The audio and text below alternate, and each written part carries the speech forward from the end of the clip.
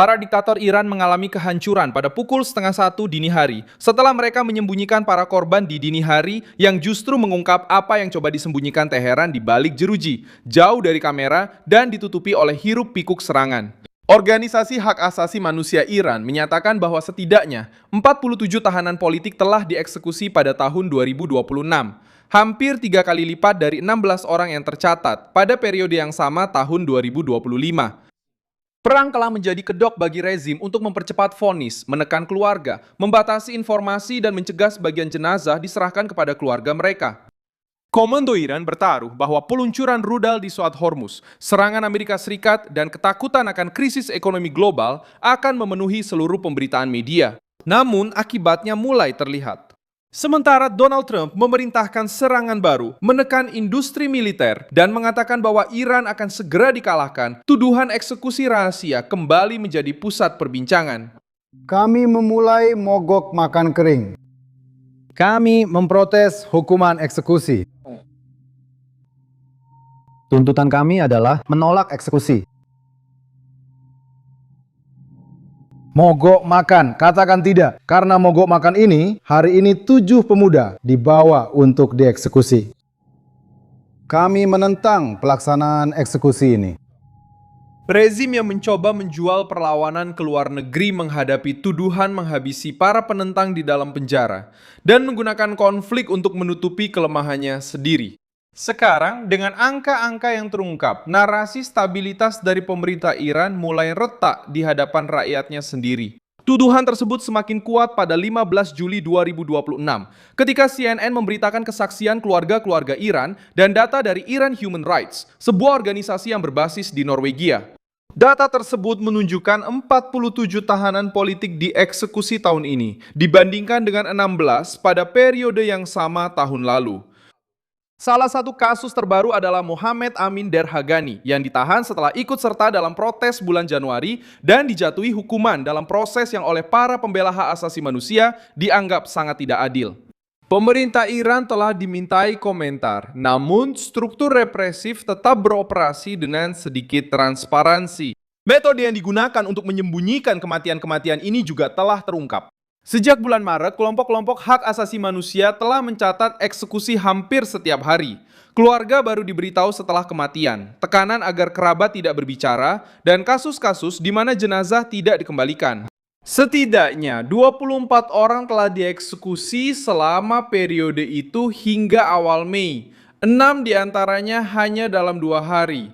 Pemadaman internet yang diberlakukan oleh rezim menyulitkan panggilan, pelaporan, dan keluarnya bukti, menciptakan kegelapan yang dibutuhkan para agen Teheran untuk bertindak tanpa pengawasan. Di dalam penjara, perlawanan tidak hilang.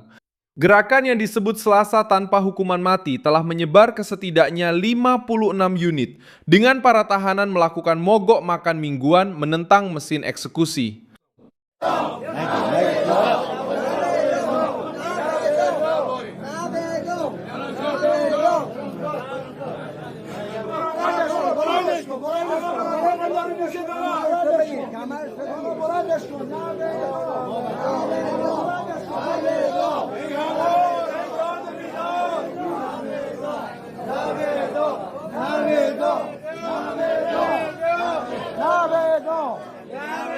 Pada malam 29 Maret 2026, petugas anti huru-hara menyerbu sebuah blok di penjara Gesel Rezar untuk mengambil 6 tahanan politik.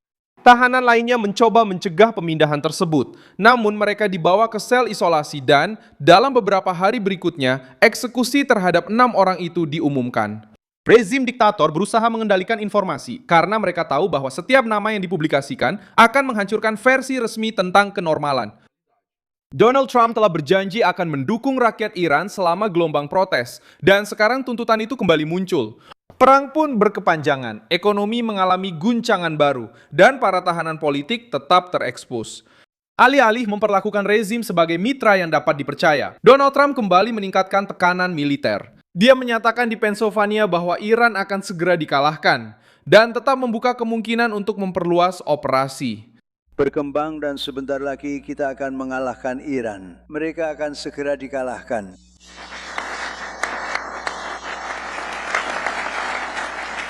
Saya rasa ini akan menjadi lebih baik lagi, tapi Anda tahu, meskipun begitu, ini sudah luar biasa. Terima kasih.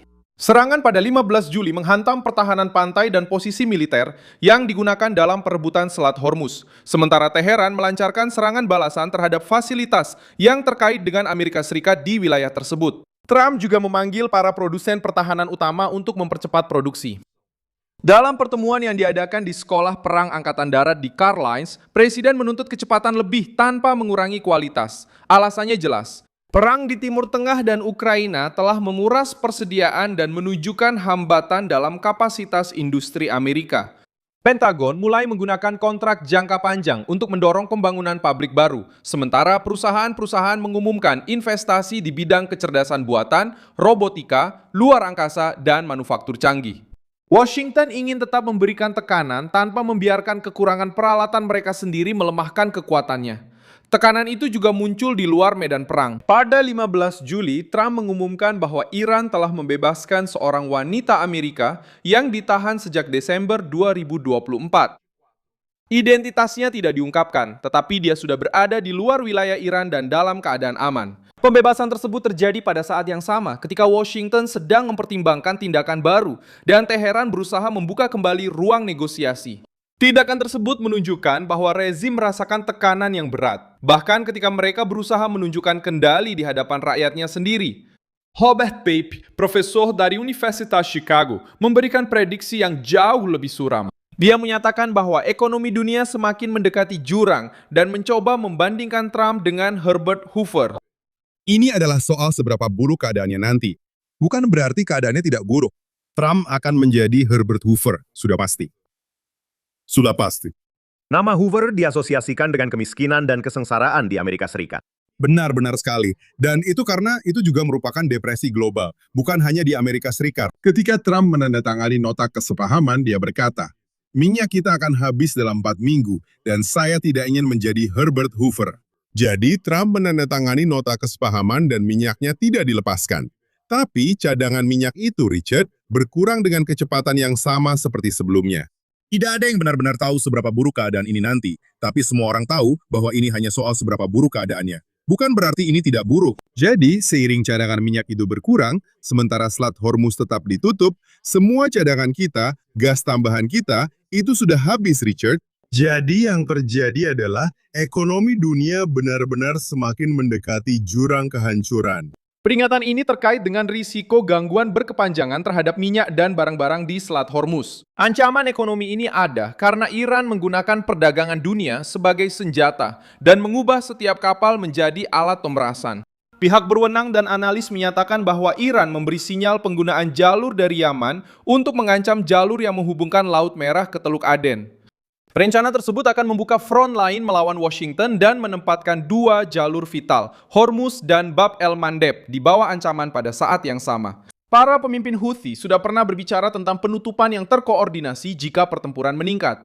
Kapal-kapal harus memutar melewati selatan Afrika yang akan meningkatkan biaya transportasi bahan bakar dan makanan.